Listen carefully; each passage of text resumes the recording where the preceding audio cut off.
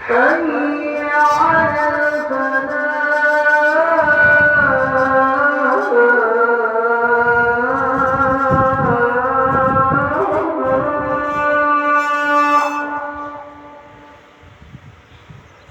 حي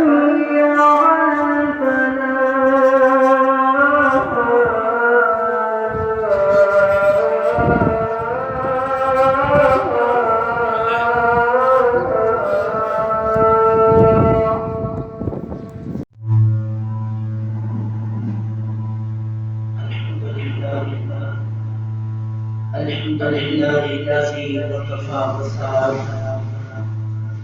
على عباده الذين اصطفى أما بعد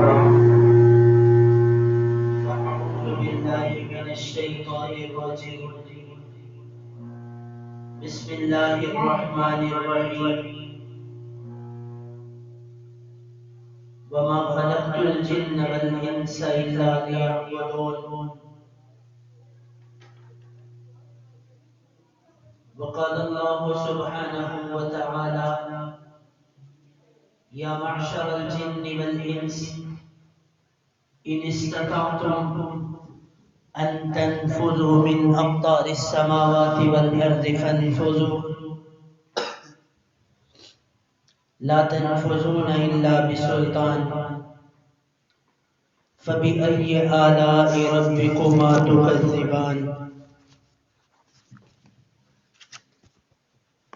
وقال النبي صلى الله تعالى عليه وسلم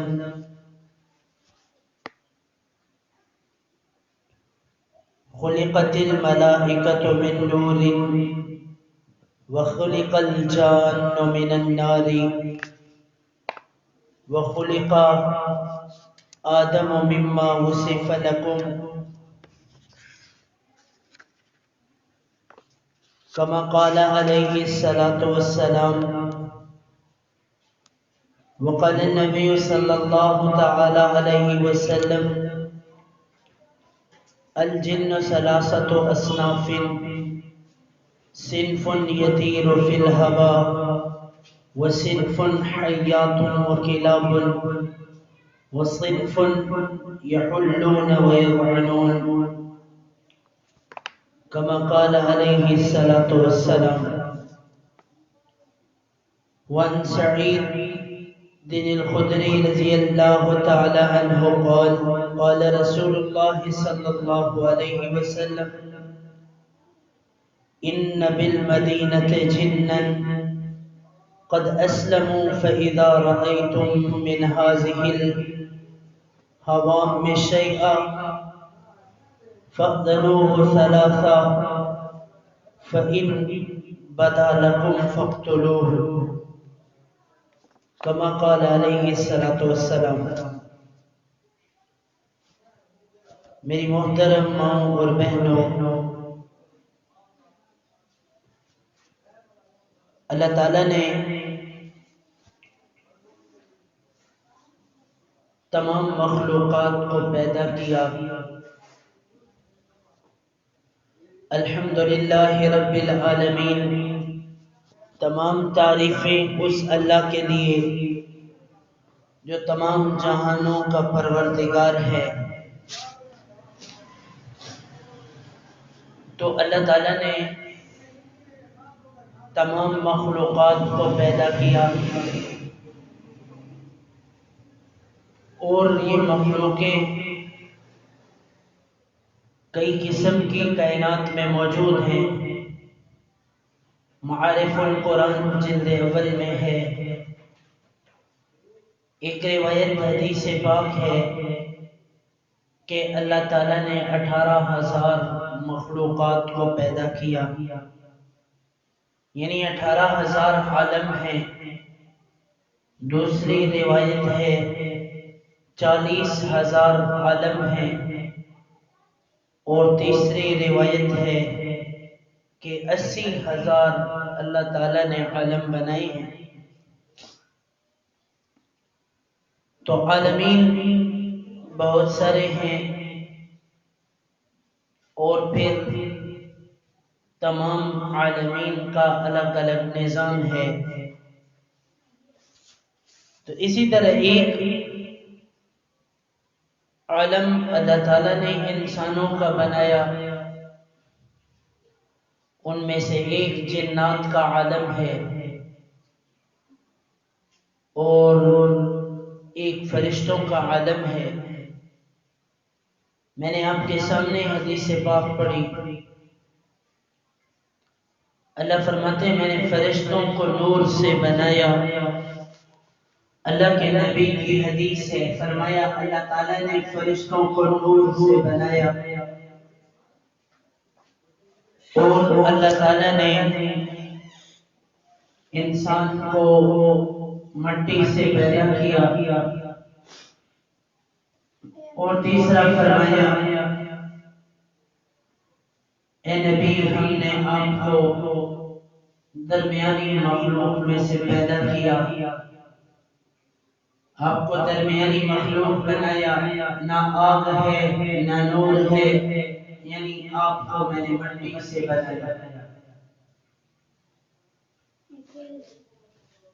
اللہ تعالیٰ نے نبی کریم صلی اللہ علیہ وسلم کو مٹی سے بنایا ہے۔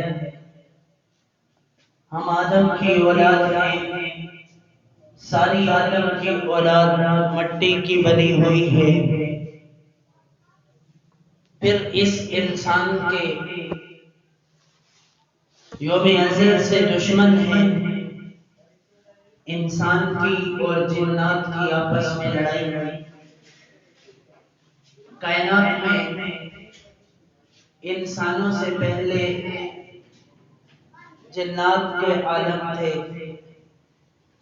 انسان کے آنے سے 50,000 سال پہلے 3 مرتبہ یہاں پر جن گزار چکے ہیں۔ ایک مرتبہ جنات کی بستی رہتی تھی، انہوں نے آپس میں رولا فساد کیا، پھر اللہ نے ان کو ختم کیا، پھر انسان کو پیدا کیا۔ پہلے زمین پر جنات رہتے تھے اور یہ آپس میں لڑتے جھگڑتے تھے، اس لیے اللہ تعالیٰ نے ان سے زمین کو صاف کیا اور انی جاعل فی الارض خلیفہ، اللہ نے فرمایا کہ میں نے اپنا خلیفہ زمین میں پیدا کیا۔ انسان اللہ تعالیٰ کا زمین میں خلیفہ ہے، انسان اشرف المخلوقات ہے اور اللہ تعالیٰ نے اس کو اپنا خلیفہ بنایا ہے۔ اللہ فرماتے ہیں ابلیس کو اللہ نے حکم کیا آدم کا سجدہ کرو، ابلیس نے انکار کیا۔ جب اس نے سجدے کا انکار کیا، اللہ نے اس کو جنت سے نکالا، اللہ نے اس کو ذلیل کیا۔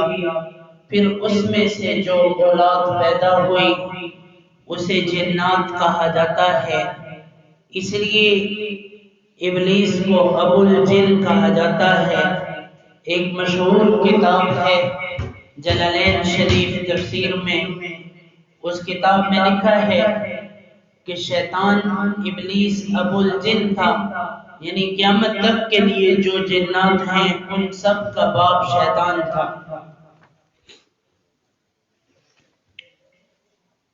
قرآن مجید 2 ٹوک الفاظ میں کہتا ہے کان من الجن ففسق عن امر ربی، کہ ابلیس جنات میں سے تھا، پھر اس نے اپنے رب کے حکم کی نافرمانی کی۔ شیطان اس کا نام ابلیس تھا۔ جب تک یہ فرشتوں کے ساتھ رہا اس کا نام عزازیل تھا، پھر جب یہ اس پر لعنت پڑی یہ ملعون ہوا، پھر اس کا نام بدل کر ابلیس ہوا۔ یہ 4 پروں والے فرشتوں میں سے تھا، حضرت عبداللہ ابن عباس رضی اللہ تعالیٰ عنہ فرماتے ہیں فرشتوں کا ایک قبیلہ جنات میں سے تھا اور ابلیس کا تعلق اسی قبیلے سے تھا، اور آسمان اور زمین کے درمیان کا وہ نگران تھا۔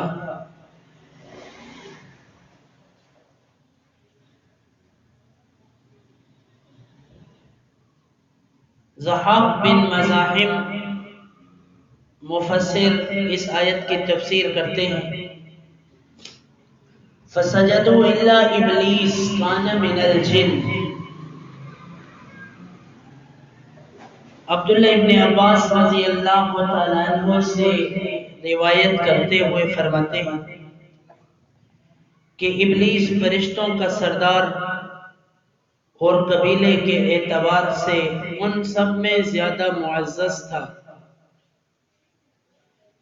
جنت کے باغوں پر یہ نگران تھا اور اس کے لیے آسمان دنیا اور زمین پر بادشاہت تھی۔ ایک دوسری روایت میں حضرت عبداللہ ابن عباس فرماتے ہیں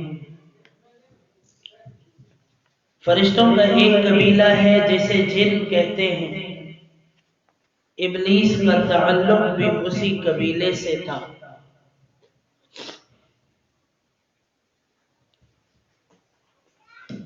ابو مالک اور ابو صالح حضرت عبداللہ بن عباس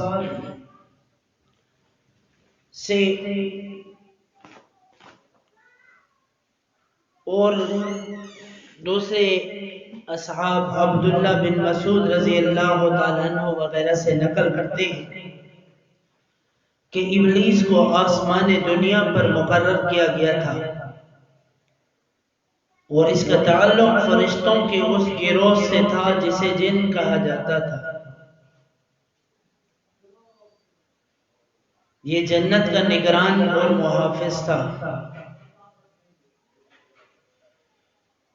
حضرت سفیان ثوری رحمۃ اللہ علیہ فرماتے ہیں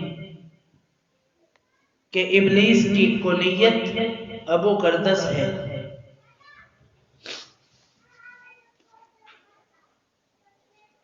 اسی طرح اللہ تعالیٰ کا اس پر غضب ہوا، ابلیس کو جنت سے نکالا گیا، شیطان اللہ تعالیٰ کے سامنے تکبر کرنے لگا۔ وَإِذْ قُلْنَا لِلْمَلَائِكَةِ، جب کہا اللہ نے فرشتوں کو اسجدوا لآدم، سجدہ کرو آدم کا، فسجدوا، سب نے سجدہ کیا، الا ابلیس، ابلیس نے سجدے کا انکار کیا۔ جب ابلیس نے سجدے کا انکار کیا، ابا واستکبر وکان من الکافرین، اس نے انکار کیا، تکبر کیا اور اللہ تعالیٰ نے اسے کافر کیا۔ جب وہ کافر ہو گیا، قال یا ابلیس ما منعک ان تسجد لما خلقت بیدی، ابلیس نے کہا اللہ تعالیٰ نے ابلیس کو حکم کیا، فرمایا کہ تجھے کس چیز نے روکا کہ تو آدم کو سجدہ کرے جس کو میں نے اپنے دونوں ہاتھوں سے بنایا؟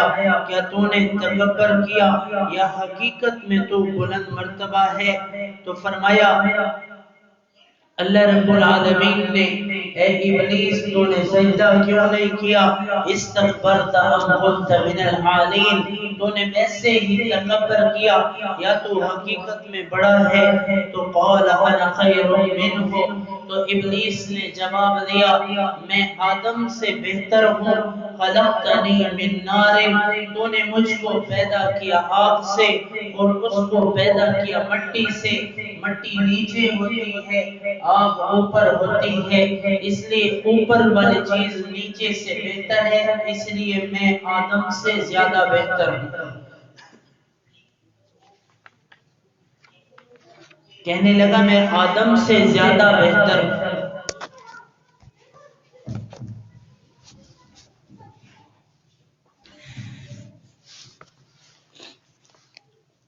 تو یہ شیطان انسان کا کھلم کھلا دشمن ہے۔ ہماری اماں حوا اور بابا آدم کو اس نے بہکایا تو ان کے جنتی لباس اتر گئے، ننگے ہو گئے، پتوں سے انہوں نے اپنے جسموں کو چھپایا۔ ہم کہتے ہیں کہ اگر شیطان کے ورغلانے پر یہ لوگ لگے رہے تو پھر ان کے کپڑے بھی اتر جائیں گے، عزتیں نیلام ہو جائیں گی، تباہی اور بربادی ہو جائے گی۔ اگر ابلیس کی مان کر انسانیت شروع ہو گئی اپنے کاموں میں، پھر نقصان ہوگا۔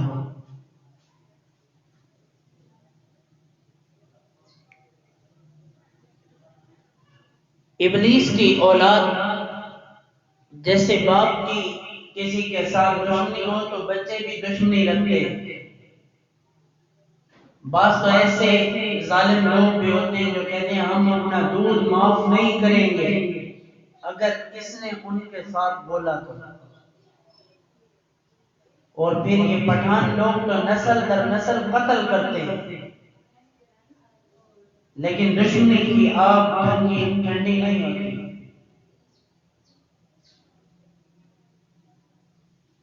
تو عرض یہ کر رہا تھا افتتخذونه وذريته اولیاء من دونی وهم لكم عدو۔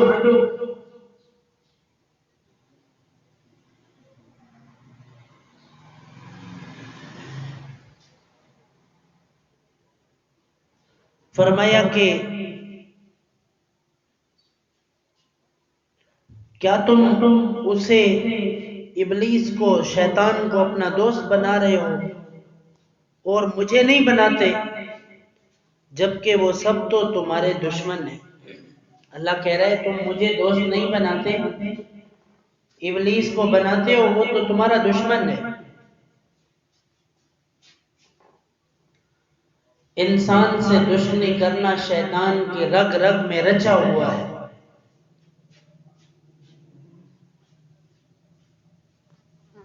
ہر موقع پر شیطان انسان کو تکلیف دیتا ہے۔ عن ابی ہریرہ رضی اللہ تعالی عنہ قال قال رسول اللہ صلی اللہ علیہ وسلم کل بنی آدم یطعن الشیطان فی جنبیہ بإصبعيه حين يولد غير عيسى ابن مريم ذهب يطعن فطعن في الحجاب۔ اللہ کے نبی فرماتے ہیں کوئی بچہ جب پیدا ہوتا ہے تو شیطان اس کے دونوں پہلوؤں پر اپنے دونوں انگلیاں چبوتا ہے، سوائے عیسیٰ ابن مریم کے۔ عیسیٰ کو جب انگلیاں مارنے کے لیے شیطان آیا تو اللہ تعالیٰ نے آگے پردہ کر دیا، شیطان کی انگلیاں پردے میں چھپ گئی۔ بخاری شریف کی حدیث ہے۔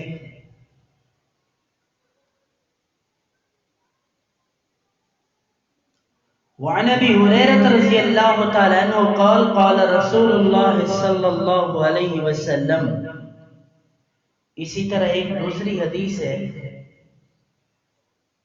حضرت ابو ہریرہ سے روایت ہے ما من مولود یولد الا نخسه الشیطان فیستہل صارخا من نخسة الشیطان الا ابن مریم وامه۔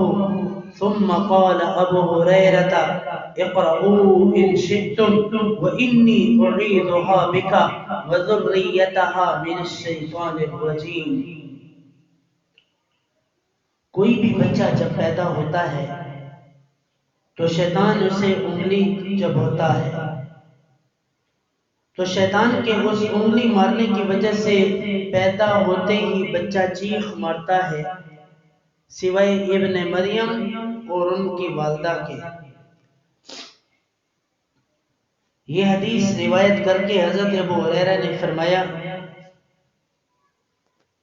کہ اگر تم اس کی مزید تصدیق کرنا چاہتے ہو تو قرآن مجید کی یہ آیت پڑھ لو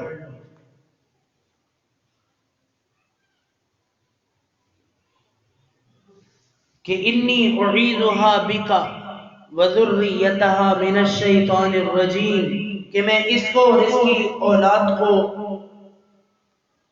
اے اللہ تیری پناہ میں دیتی ہوں۔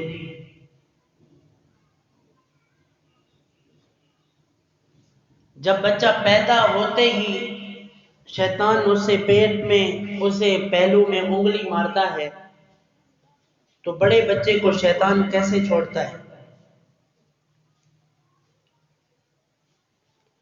جب آدمی ہوش والا ہوتا ہے تو شیطان قدم قدم پر اسے طرح طرح کے حملے کر کے اپنے راستے پر لگانے کی کوشش کرتا ہے،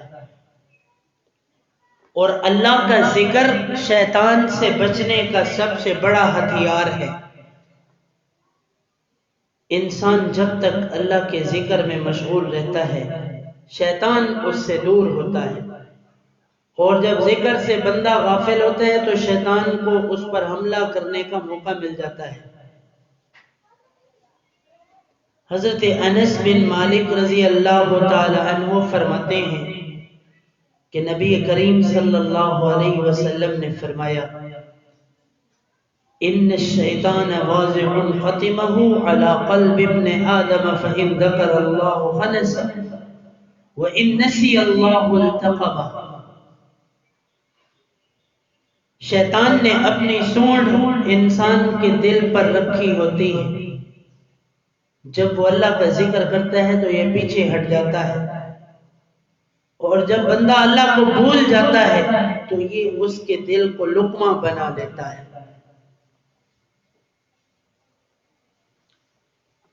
ایک حدیث شریف کے اندر آتا ہے کہ شیطان انسان کے خون میں گردش کرتا ہے۔ نبی کریم صلی اللہ علیہ وسلم فرماتے ہیں ان الشیطان یجری من ابن آدم مجرى الدم وإني خشيت أن يقذف في قلوبهم شيئا۔ نبی فرماتے ہیں شیطان انسان کے جسم میں خون کی طرح گردش کرتا ہے۔ حضور فرماتے ہیں کہ میں ڈرتا ہوں، میں کو بہت ڈر لگتا ہے، میں کو بہت خوف تھیندے کہ تھئی انہاں دے دل وچ کچھ ہے گھت نہ دے، میرے امتیاں دے دل وچ کچھ ہے گھت نہ دے۔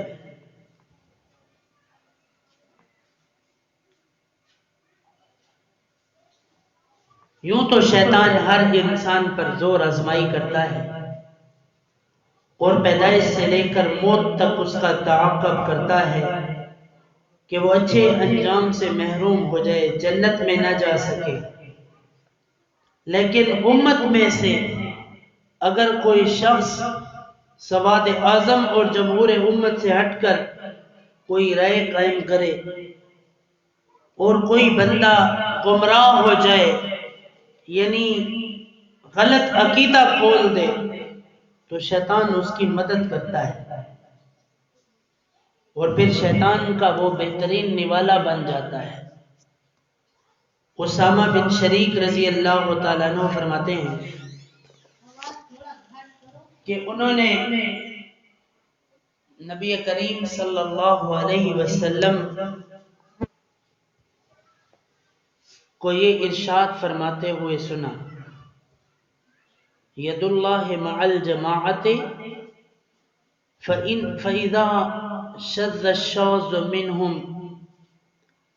اختطفت الشیطان کما یخطف الذئب الشاة من الغنم، کہ اللہ تعالیٰ کا ہاتھ جماعت کے ساتھ ہے۔ جب کوئی شخص ان میں سے اکیلا نکلتا ہے تو شیطان اسے اچک لیتے ہیں، جس طرح بھیڑیا ریوڑ کی بکری کو اچک لیتا ہے۔ ترمذی کی حدیث ہے. اس سے ایک بات اور بھی میرے ذہن میں آئی کہ جو عورتیں انفرادی اعمال کی طرف توجہ زیادہ دیتی ہیں اور تبلیغ وغیرہ کے کاموں میں کم جاتی ہیں، ان پر شیطان بہت جلد حملہ کرتا ہے. جو عورتیں تبلیغ پر آنے کی عادی ہوتی ہیں، اجتماعی کاموں میں زیادہ لگتی ہیں، نیکی کے اجتماعی کام کرتی ہیں، شیطان کا شکار کرنا ان کو بڑا مشکل ہو جاتا ہے. اس لیے کہ جب کوئی عورت تبلیغ پر آتی ہے، نیک عورتوں کے اثرات کی وجہ سے وہ عورت بھی اللہ کی حفاظت میں آ جاتی ہے. اللہ کے نیک بندوں کے ساتھ بیٹھ کر یہ نیک بن جاتی ہے. اللہ کے اپنوں کے ساتھ بیٹھ کر یہ بھی اللہ کی اپنی ہو جاتی ہے. اللہ کے پیاروں کے ساتھ بیٹھ کر یہ بھی اللہ کی پیاری ہو جاتی ہے. یہ تو نیکی کی مجلس میں آتے ہیں. آپ غور کریں کتنی عورتیں ناچ گانوں کی مجلسوں کی طرف جاتے ہیں. جس عورت کے جسم کا جو حصہ کسی کی شادی میں ناچنے میں ہلتا ہے یا حرکت کرتا ہے، اس حصے پر اللہ تعالیٰ جہنم کی آگ کو واجب کر دیتے ہیں. بعض عورتیں بہانے ڈھونڈتی ہیں، اللہ کرے کہ کوئی شادی کا سڈا آوے، کوئی نچن کا موقع ملتا ہے. پوری کائنات کی غلیظ ترین عورتیں وہ ہیں جو ناچ گانوں کی محفلوں کو جانا پسند کرتی، اور دوسری غلیظ ترین عورتیں وہ ہیں جو مردوں کی طرح شکل بناتی.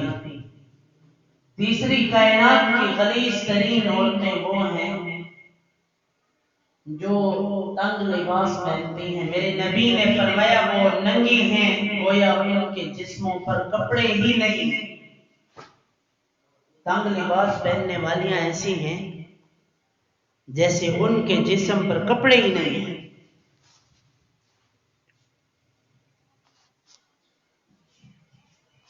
عمر ابن الخطاب رضی اللہ تعالیٰ عنہ نقل فرماتے ہیں کہ حضور نے فرمایا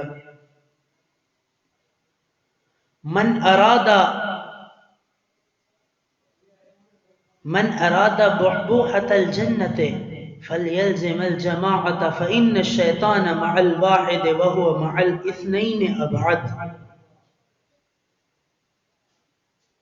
جو آدمی جنت کے درمیان میں گھر چاہتا ہے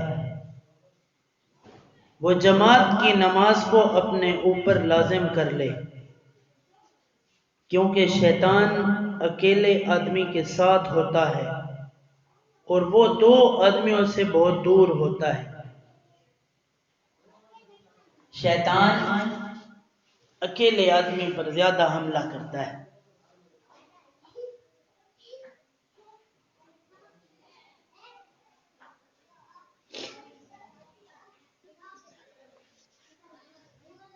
اس لیے نیکی کی مجلس میں آنے کی عادت بناؤ. مذاق سمجھتی ہیں عورتیں، آج کل ایسی مجالس کی پرواہ نہیں ہوتی. مرد جمعہ نماز پر اس وقت آتا ہے جب جماعت کا ٹائم ہوتا ہے، بلکہ کئی تو ایسے بدبخت ہیں جو دوسرا خطبہ عربی والا بھی نہیں سنتے،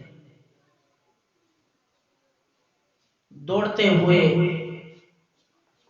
آ کر مسجد میں جماعت کے ساتھ مل جاتے ہیں، حالانکہ خطبہ سننا واجب ہے.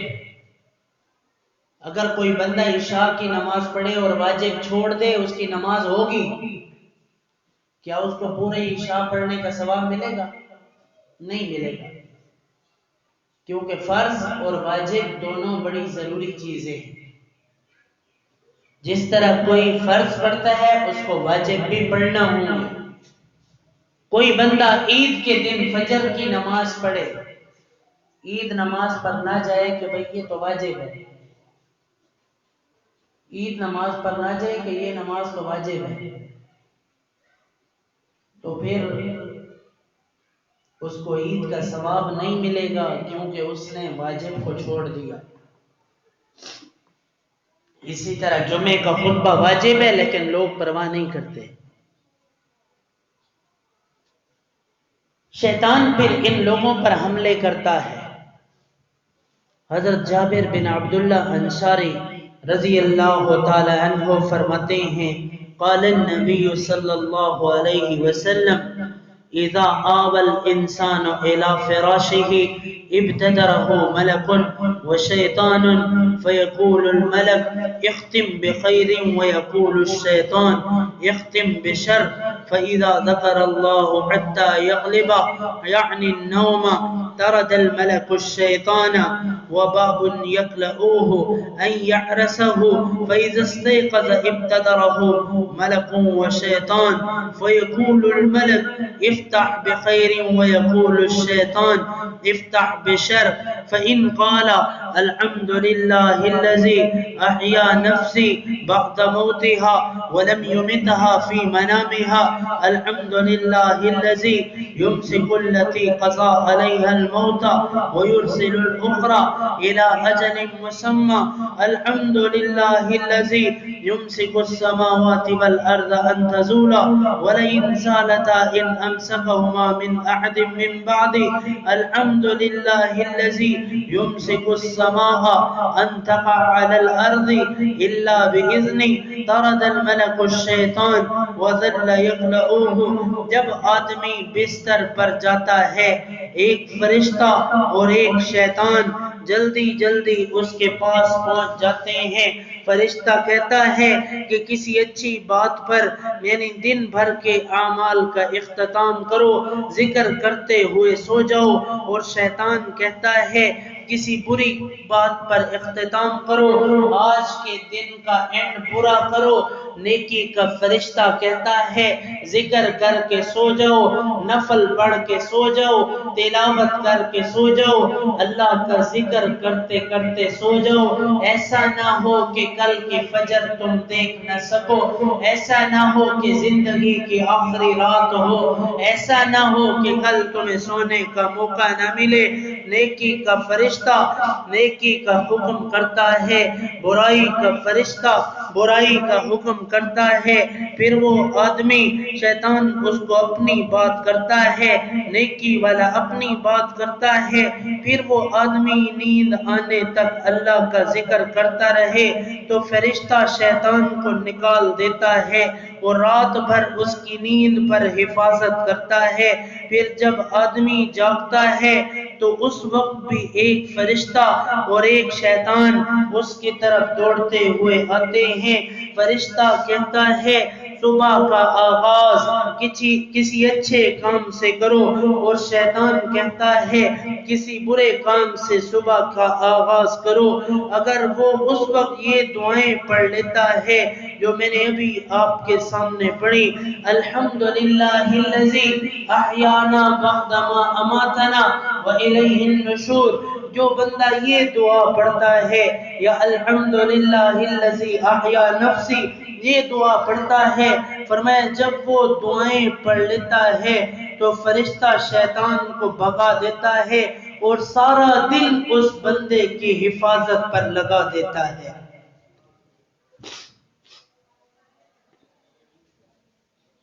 مستدرک حاکم کی روایت ہے،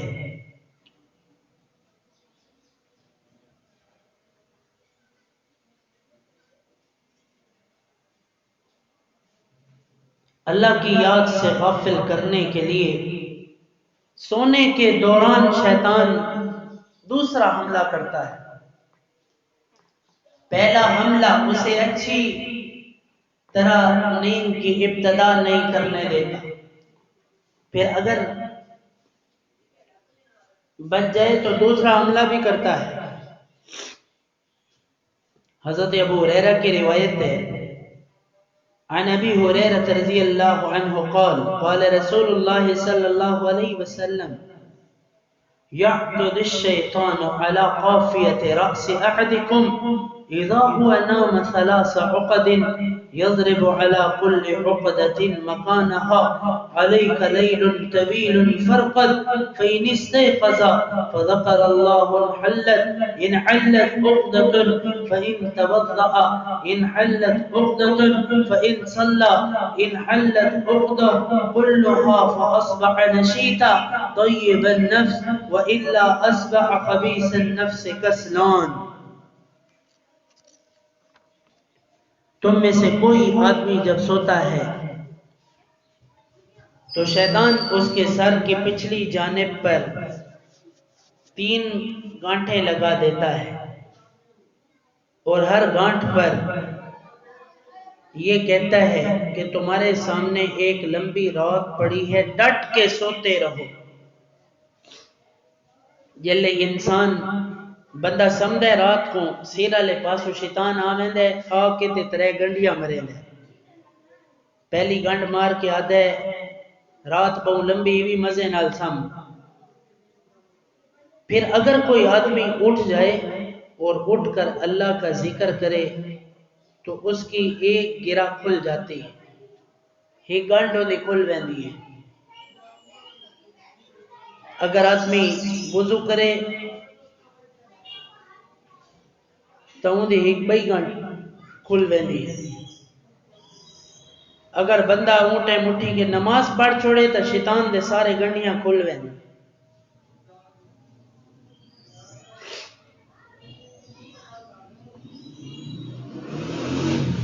جلے انسان سارے گنڈیاں ہوں دے کھول چھوڑے تے انسان فجر دی نماز نال دین دا آغاز کرے،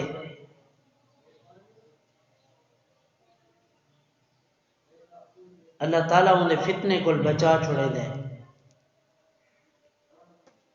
وہ جو نہ کرے تو اس کی صبح کا آغاز خراب ہو جاتا ہے۔ شیطان ایسا مکار ہے، پہلے تو سوتے وقت اس نے کوشش کی کہ آخری عمل برا ہو جائے تاکہ دن کا جب اعمال نامہ بند ہو تو آخری عمل برائی کا ہو۔ حدیث شریف میں آتا ہے انما الاعمال بالخواتیم، اعمال کا معیار ان کے آخری عملوں پر ہے۔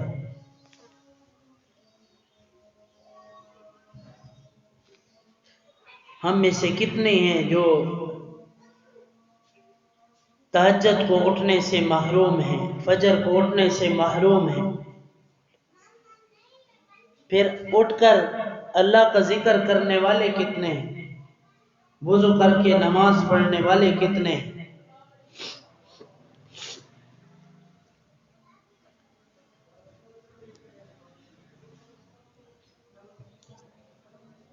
شیطان کی اتنی ہزاروں گرہیں جو دماغوں کو لگی ہوں، کیا ان کو مزید کسی آسیب، جادو، جن، چڑیل کی ضرورت ہے؟ وہ تو اپنے ساتھ شیطانی جال کی نحوست لیے پھر رہا ہے۔ حضرت عبداللہ بن مسعود فرماتے ہیں کہ آپ صلی اللہ علیہ وسلم نے ایک مرتبہ حضور بیٹھے ہوئے تھے کہ ان کے سامنے کسی آدمی کا تذکرہ کیا گیا کہ رات تک سوتا رہتا ہے، تو حضور نے فرمایا ذاک رجل بال الشیطان فی اذنی، یہ وہ مرد ہے جس کے کان میں شیطان پیشاب کر دیتا ہے۔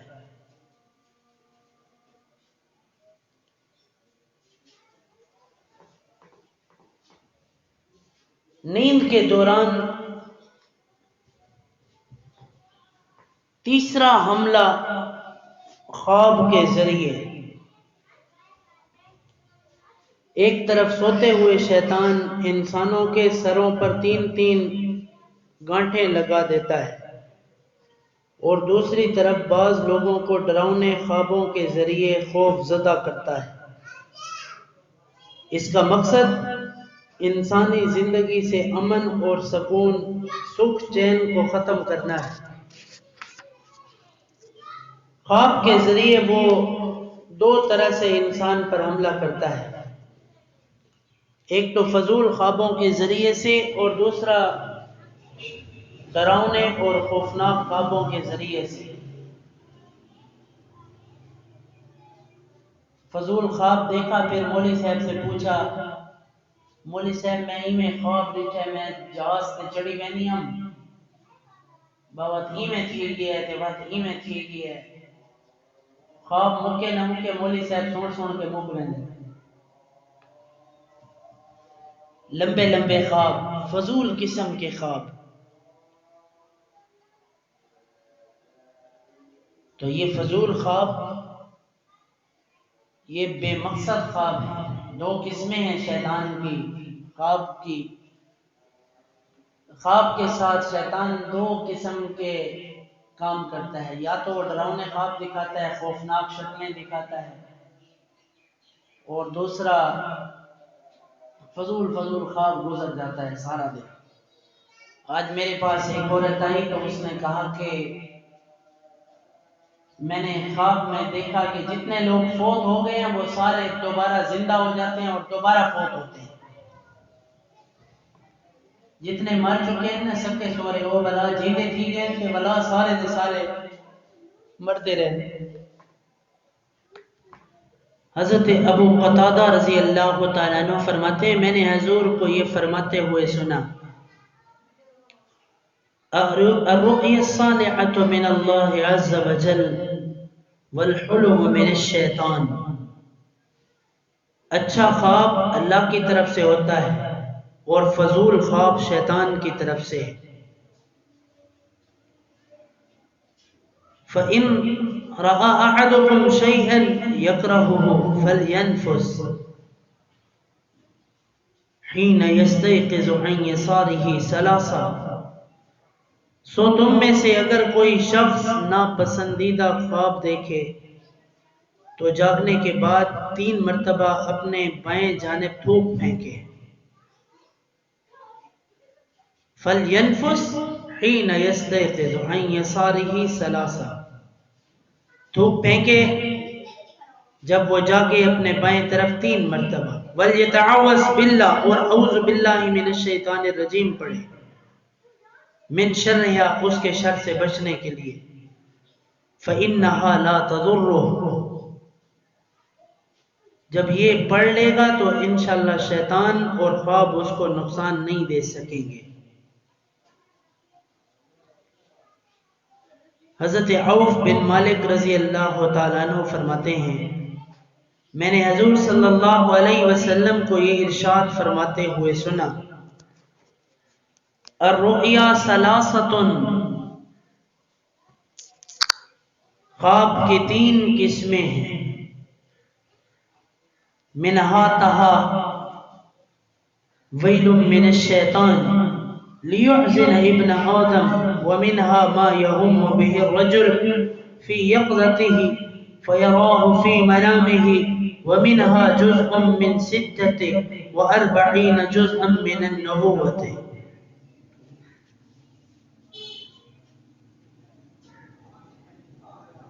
خواب 3 قسم کے ہوتے ہیں، ان میں سے کچھ تو ڈراؤنے خواب جو شیطان بندوں کو پریشان کرنے کے لیے دکھاتا ہے، کچھ ایسے خواب ہوتے ہیں کہ ان کو جاگتے ہوئے آدمی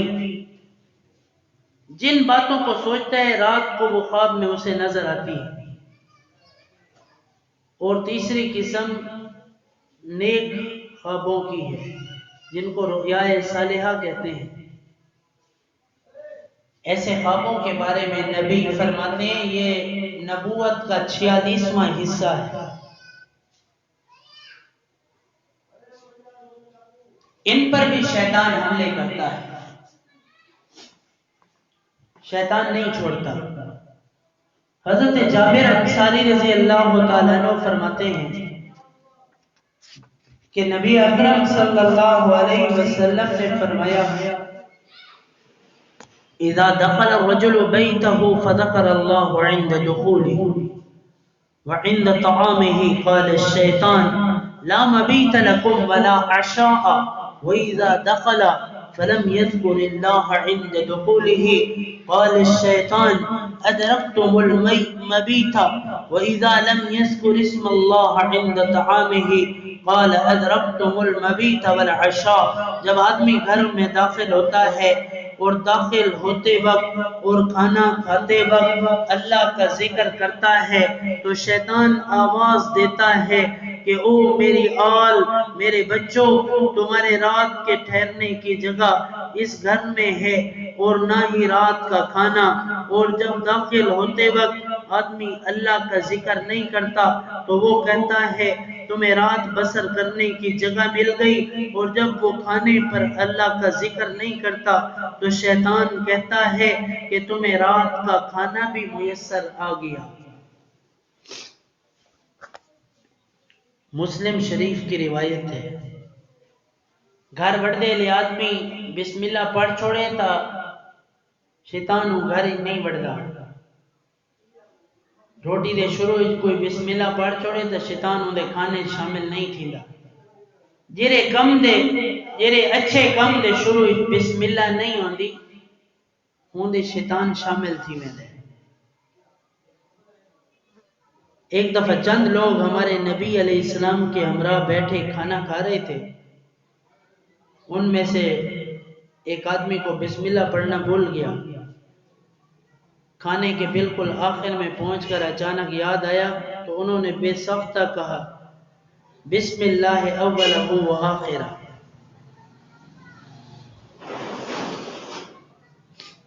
جیسے ہی اس نے پڑھی بسم اللہ پڑھی تو شیطان کو الٹیاں شروع ہو گئی. جتنا شروع سے شیطان چھپ کر ان کے ساتھ کھا رہا تھا اس کو الٹیاں شروع ہو گئی. جب اس کو الٹیاں ہوئی تو ہمارے نبی کو وہ نظر آ رہا تھا. ہمارے نبی ہنسنے لگ گئے اور فرمایا کہ میں نے دیکھا کہ شیطان اس کے ساتھ بیٹھا کھانا کھا رہا تھا. جب اس نے بسم اللہ پڑھی تو اس نے کھایا پیا سب کچھ الٹ دیا. حضرت حذیفہ بن یمان کہتے ہیں کہ ہم لوگ حضور کے ساتھ کہیں کھانے میں جاتے تھے، جب تک آپ کھانے پر ہاتھ نہ رکھتے ہم میں سے کوئی بھی کھانا شروع نہیں کیا کرتا تھا. ایک دفعہ ہم لوگ حضور کے ساتھ ایک کھانے پر گئے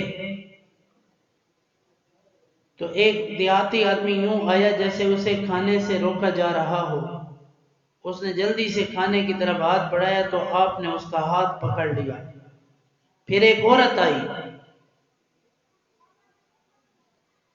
تو اس کے انداز سے بھی یہی ظاہر ہو رہا تھا جیسے ان کو کسی نے روکا ہو. اس نے بھی آتے ہی کھانے کی طرف ہاتھ بڑھایا تو حضور صلی اللہ علیہ وسلم نے اس کے ہاتھ کو بھی پکڑ لیا اور فرمایا ان الشیطان لیستحل الطعام الذی لم یذکر اسم اللہ علیہ وانه جاء بهذا الاعرابی يستحل به فاخذت بيده وجاء بهذه المرأة يستحل بها فأخذت بيدها فوالذي نفسي بيده إن يده في يدي مع أيديهما. شیطان ہر اس کھانے کو اپنے لیے حلال کر لیتا ہے جس پر بسم اللہ نہ پڑھی گئی. شیطان اس عربی کو، اس دیہاتی آدمی کو اپنا کھانا حلال کرنے لایا تو میں نے اس بندے کا ہاتھ پکڑ لیا. پھر شیطان ایک عورت کو لایا کہ تو کھا تو میں نے اس کا ہاتھ بھی پکڑ لیا. سو قسم ہے اس ذات کی جس کے قبضے میں محمد کی جان ہے، شیطان کا ہاتھ ان دونوں کے ہاتھوں کے ساتھ میرے ہاتھوں میں ہے.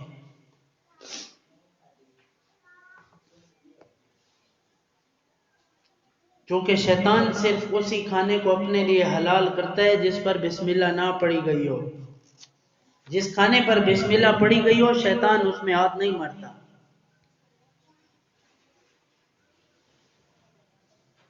حضرت عبداللہ جابر بن عبداللہ فرماتے ہیں حضور سے نقل کرتے ہیں، حضور فرماتے ہیں فراش للرجل و فراش لامرأتہ،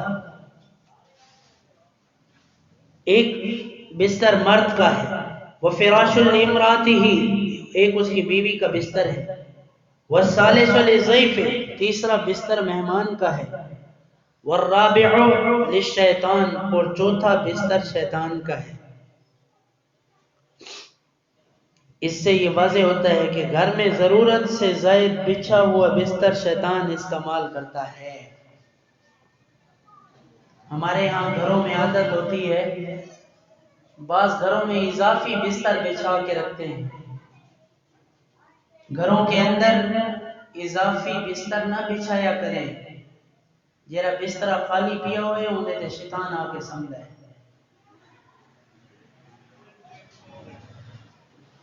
گھروں میں اضافی بستر بچھانا شیطان کے لیے ہے۔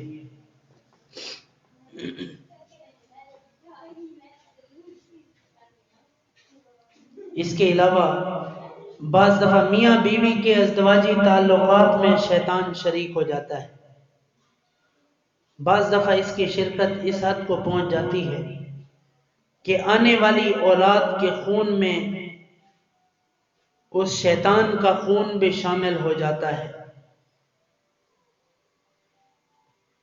ایک روایت ہے، حضرت عائشہ صدیقہ رضی اللہ تعالیٰ عنہ فرماتی ہیں کہ قال رسول اللہ صلی اللہ علیہ وسلم ان فیکم مغربین، فرمایا بے شک تم میں کچھ لوگ اجنبی ہوتے ہیں۔ قیل یا رسول اللہ وما المغربون، کہا کہ یا رسول اللہ وہ اجنبی لوگ کون ہوتے ہیں؟ قال، ہمارے نبی نے فرمایا الذین یشترک فیہم الجن، فرمایا کہ وہ لوگ جن کی پیدائش میں جنات شریک ہو جاتے ہیں۔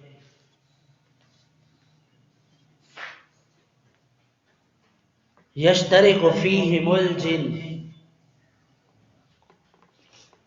کچھ لوگ انسانوں میں جنات پھرتے ہیں۔ یہ سنن ابو داود شریف کی حدیث ہے۔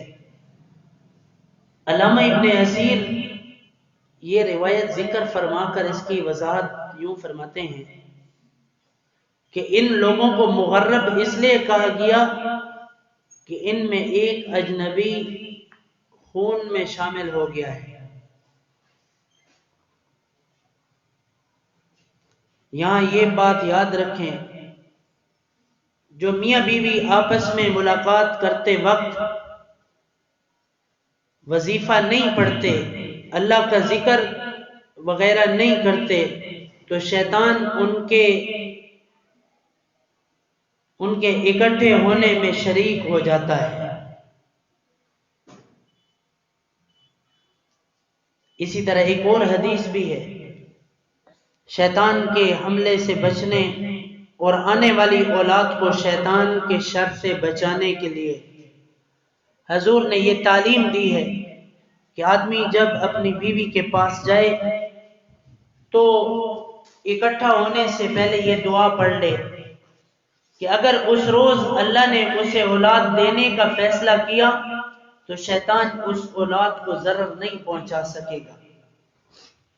بسم اللہ اللہم جنبنا الشیطان وجنب الشیطان ما رزقتنا۔ بعض لوگ ایسے مسائل میں شرم کرتے ہیں اور پھر ان کی اولادوں میں ابلیس پیدا ہوتے ہیں، شیطان پیدا ہوتے ہیں، جو ناچتے زیادہ ہیں اور نماز کم پڑھتے ہیں۔ اللہ رب العالمین نے ہمیں محمدی بنایا ہے، ہم عائشہ صدیقہ کی اولاد ہیں، ہم رسول اللہ صلی اللہ علیہ وسلم کے امتی ہیں، اس لیے اپنے آپ کو بچاؤ۔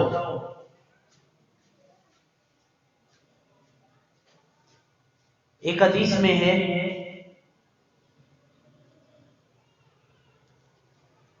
اور شیطان عورتوں کو جو لیکوریا اور استحاضہ وغیرہ کا خون آتا ہے، حضور کی بیوی سیدہ زینب بنت جحش رضی اللہ تعالی عنہ، ام المومنین زینب بنت جحش نے ایک بار حضور صلی اللہ علیہ وسلم سے پوچھا، یا رسول اللہ، بعض عورتوں کو ایام حیض کے علاوہ استحاضہ کی شکایت ہو جاتی ہے، کثرت سے خون بہتا ہے، یا رسول اللہ اس کی کیا وجہ ہے؟ یعنی روٹین کی ماہواری کے علاوہ بہت زیادہ خون جاری ہو جاتا ہے۔ تو آپ صلی اللہ علیہ وسلم نے فرمایا، انما ہی رقصۃ من رقصات الشیطان۔ ترمذی شریف کی حدیث ہے کہ بعض عورتوں کو ٹھوکر لگا کر شیطان ان کے خون کو جاری کر دیتا ہے۔ ایک حدیث مسند احمد اور بخاری میں بھی ہے کہ انما هو عرق وليست بالحیضہ، کہ یہ ایک رگ ہے، حیض نہیں ہے، یہ مینسز نہیں ہے، یہ شیطان کی ٹھوکر سے بنی ہوئی ہے، یہ بیماری شیطان کی ٹھوکر سے بنی ہے۔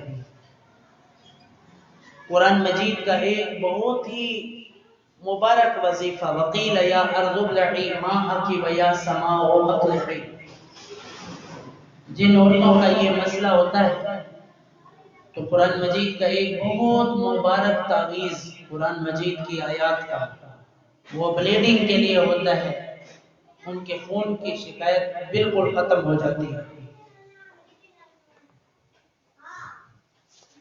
عمومی حالات میں شیطان اور اس کے گروہوں کا انسانوں پر حملے کرنے کا ہم نے آپ کے سامنے ذکر کیا ہے۔ ایک شیطان حضور نے بتایا کہ اس کا نام ولہان ہے۔ سید القرہ ابی بن کعب رضی اللہ تعالیٰ عنہ فرماتے ہیں، قال النبی صلی اللہ علیہ وسلم، ان للوضوء شیطانا یقال له الولہان فاتقوا وسواس الماء۔ فرمایا کہ وضو کا ایک خاص شیطان ہے جس کا نام ولہان ہے۔ فرمایا کہ تم پانی کے وسوسوں سے بچا کرو، ولہان شیطان کے وسوسوں سے بچا کرو۔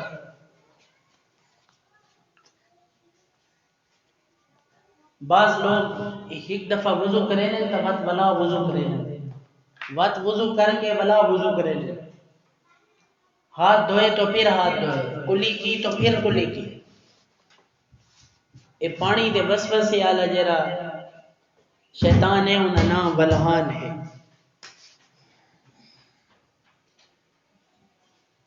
یہ حدیث ترمذی اور ابن ماجہ کی حدیث ہے۔ پھر ایک شیطان نماز کو خراب کرتا ہے، اس کا نام خنزب ہے۔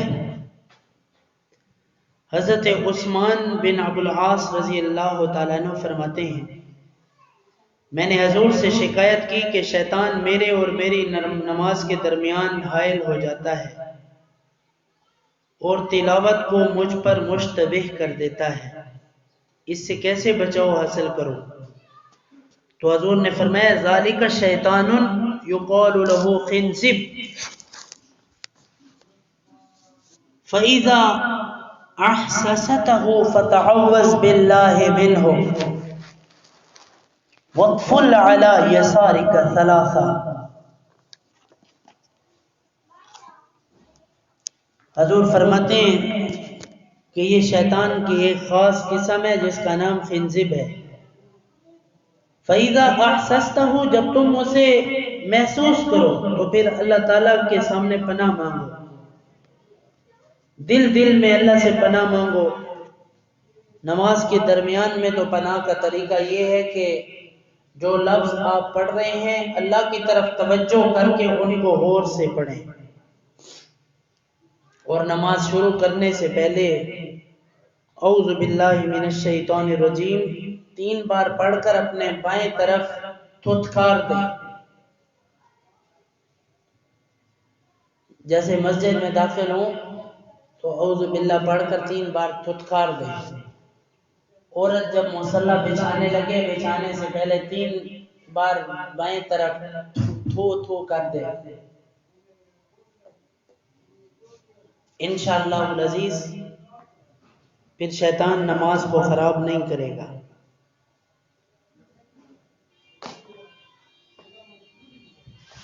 اور جب باجماعت نماز ہوتی ہے، انس بن مالک فرماتے ہیں کہ حضور نے فرمایا رقصوا صفوفکم وقاربوا منها وحاذوا بین الحانات، کہ صفوں کو سیدھا رکھا کرو اور ایک دوسرے کے قریب ٹھہرا کرو.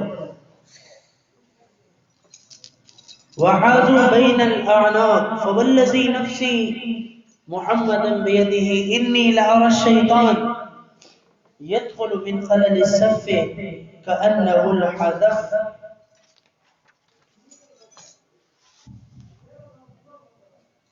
فرمایا کہ اپنی صفوں کو برابر کر کے کھڑا کرو، قریب قریب کھڑے کرو اور گردنیں ایک دوسرے کی سیدھ میں رکھا کرو. فرمایا مجھے اس ذات کی قسم جس کے قبضے میں محمد کی جان ہے، میں شیطان کو دیکھتا ہوں کہ وہ بکری کے بچے کی صورت میں صفوں کے شگاف سے گھس رہا ہوتا ہے.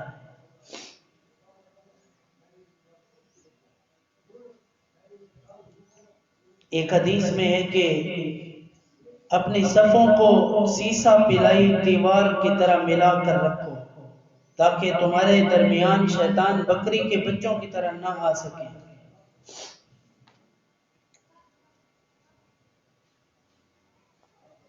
ایک حدیث میں ہے کہ جب اذان دی جاتی ہے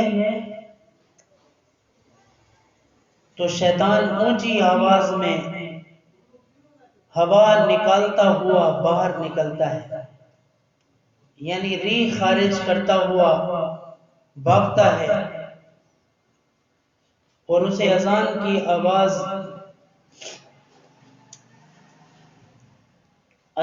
آواز اس کی ریح کی آواز کی وجہ سے سنائی نہیں دیتی. جب اذان ختم ہو جاتی ہے تو وہ واپس آ جاتا ہے. پھر جب جماعت کے لیے تکبیر کہی جاتی ہے تو دوبارہ بھاگ کھڑا ہوتا ہے اور جب تکبیر ختم ہوتی ہے تو پھر واپس آ جاتا ہے اور نمازی اور اس کے نفس کے درمیان حائل ہونا شروع کر دیتا ہے.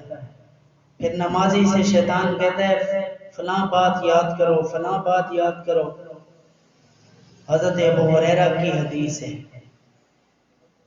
جی اذا نودی بالصلاۃ ادبر الشیطان لہو ذرات حتی لا یسمع التاذین، اسے گمراہ کرتا ہے.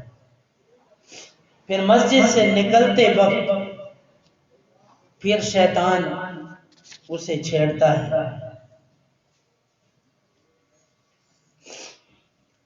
حضور فرماتے ہیں کہ تم میں سے جب کوئی شخص مسجد سے نکلنا چاہتا ہے تو ابلیس کے لشکر ایک دوسرے کو پکارتے ہیں اور وہ یوں لپک کر پہنچتے ہیں جیسے شہد کی مکھیاں اپنی رانی کے گرد جمع ہوتی ہیں. سو جب تم میں سے کوئی مسجد کی طرف باہر جانے کے لیے کھڑا ہو تو وہ یہ دعا پڑھے اللہم انی اعوذ بک من ابلیس و جنودہ.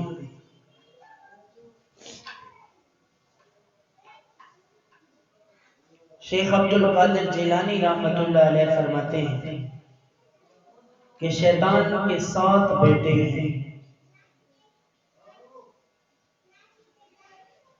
شیطان کے 7 بیٹے ہیں اور ان کے الگ الگ ذمہ داریاں اور الگ الگ کام ہیں. لوگوں کو گمراہ کرنے کے لیے، لوگوں کو خراب کرنے کے لیے.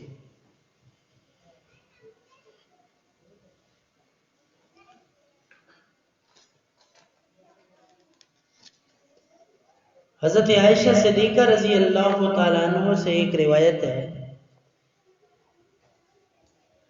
ام المومنین عائشہ صدیقہ فرماتی ہیں ایک رات حضور کے صحابہ حضور کی زیارت کو آئے، ان میں ابو بکر، عمر، عثمان، علی، سلمان بن فارسی، عمار بن یاسر رضی اللہ عنہ اجمعین تھے۔ تو آپ نکلے تو بخار کے پسینے کے قطرے آپ کے چہرے سے یوں ٹپک رہے تھے جیسے سچے موتیوں کی مالا ہو۔ پھر حضور نے اپنے ماتھے سے پسینہ پونچھا، پسینہ صاف کیا اور 3 بار ارشاد فرمایا کہ شیطان پر اللہ کی لعنت ہو، پھر آپ خاموش ہو گئے۔ حضرت علی نے عرض کیا یا رسول اللہ، میرے ماں باپ آپ پر قربان ہوں، ابھی ابھی آپ نے کس پر لعنت فرمائی؟ حضور نے فرمایا کہ اللہ کے دشمن خبیث ابلیس پر۔ اس نے اپنی دم اپنی سرین میں ڈالی، پھر 7 انڈے دیے، ان انڈوں سے جنم لینے والے بچے ہی اس کی آل اولاد ہیں جن کی اس نے انسانوں پر گمراہ کرنے کے لیے ڈیوٹی لگا رکھی ہے۔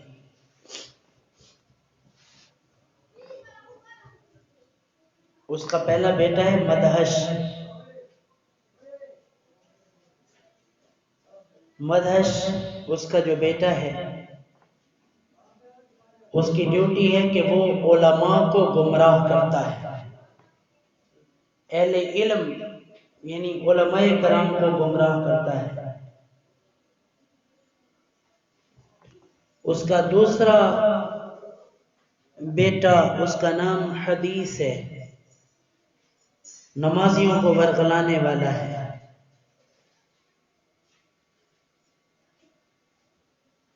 یہ لوگوں کو ذکر سے غافل کر کے کنکریوں سے کھیلنے پر لگاتا ہے، کبھی اباسیاں لینے پر، کبھی یہ اونگ طاری کرتا ہے، کبھی یہ نیند کو طاری کرتا ہے۔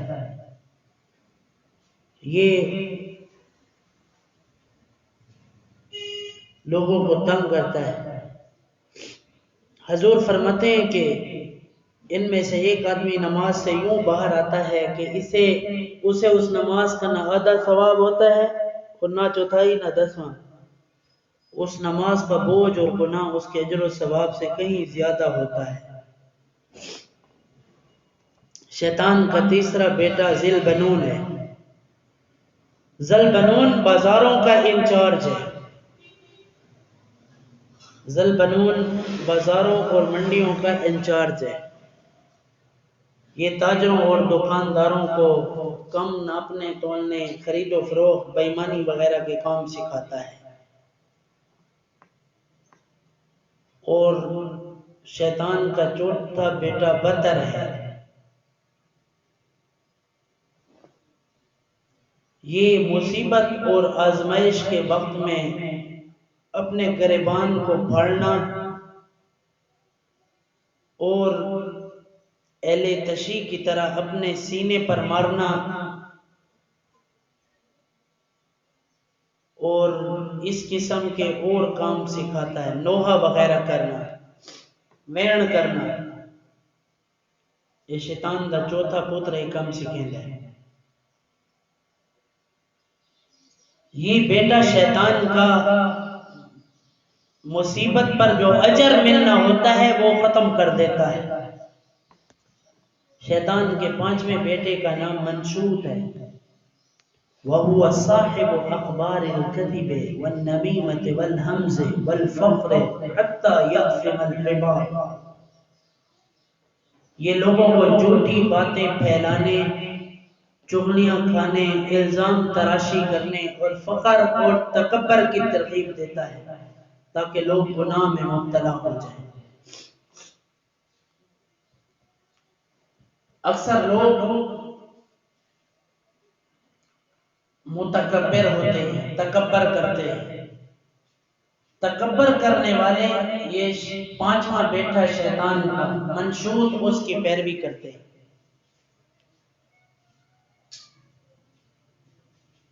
شیطان کا چھٹا بیٹا، اس کا نام ہے واسم۔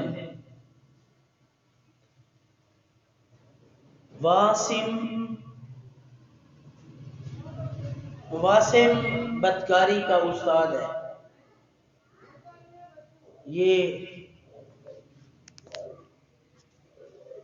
یہ بدکاریاں سکھاتا ہے لوگوں کو۔ یہ شیطان مرد کے یہ شیطان ایسا خبیث شیطان ہے جو لوگوں کی شرمگاہوں میں پھونکے مارتا ہے اور ان کو گناہ کرنے پر آمادہ کرتا ہے۔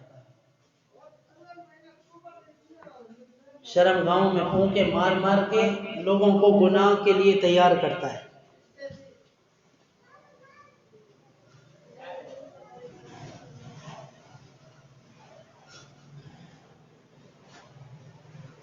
ساتواں بیٹا اعور، چوروں کا گرو۔ اعور اس کا نام ہے، یہ چوروں کا استاد ہے۔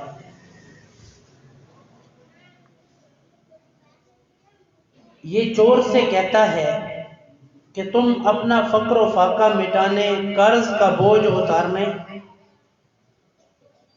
اور اپنا جسم ڈھانپنے کے لیے چوری کر لو، پھر توبہ کر لینا۔ پہلے چوری کرواتا ہے، پھر توبہ کرواتا ہے۔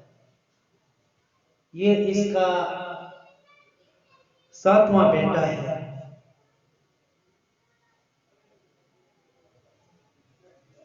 یہ لوگوں سے چوریاں کرواتا ہے۔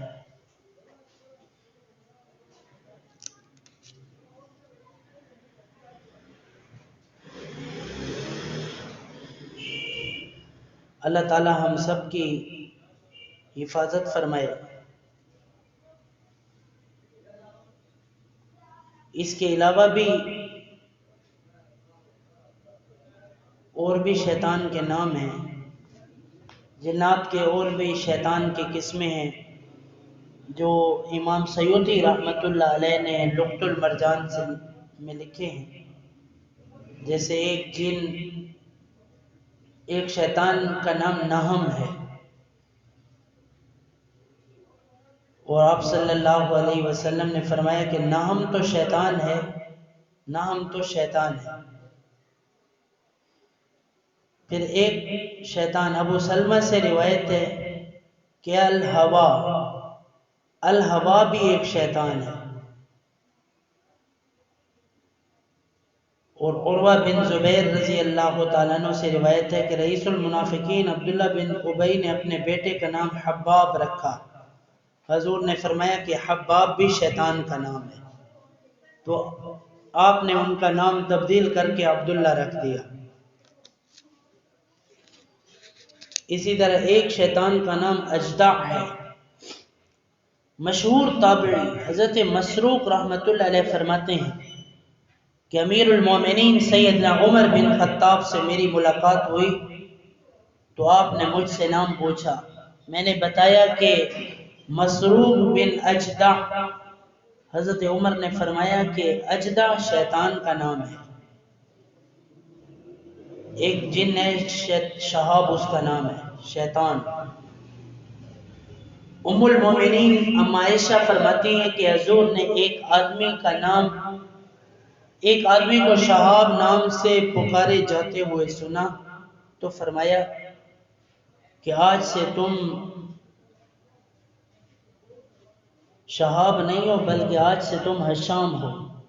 شہاب تو شیطان کا نام ہے، حضور نے خود اس کا نام بدل دیا۔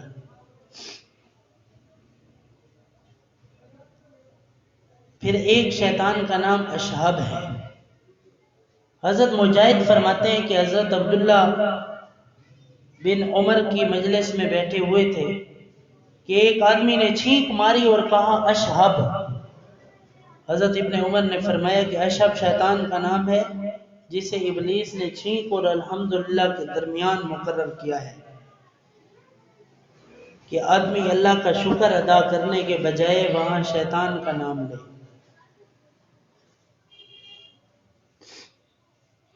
اسی طرح اللہ تعالی ہماری حفاظت فرمائے۔ ایک نام حفاف بھی ہے۔ حفاف شیطان کا بیٹا صحراؤں پر معمور ہے۔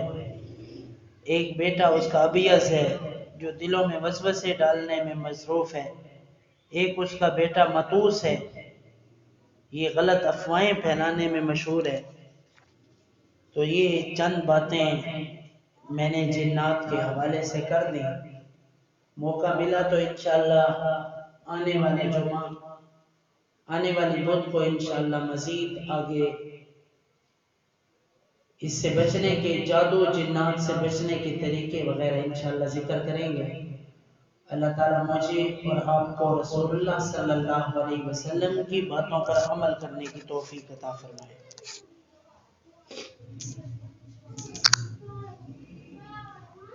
اللہم صلی علی محمد وعلی آل محمد وبارک وسلم علیہ۔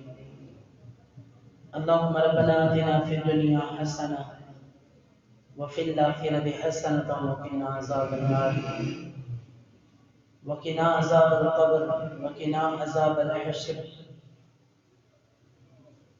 یا ذو القوۃ المتین یا راحم المساکین۔ اے اللہ، جتنی عورتیں یہاں پر آئی ہوئی ہیں ان تمام کے کبیرہ صغیرہ گناہ معاف فرما۔ اے اللہ، جتنی عورتیں تیرے سامنے تیرے تبلیغ سننے کے لیے آئی ہوئی ہیں، اے اللہ ان کے درجات کو بلند فرما۔ اے ارحم الراحمین، ان تمام کو اپنی محبت عطا فرما، ان کو اپنی نیابت عطا فرما۔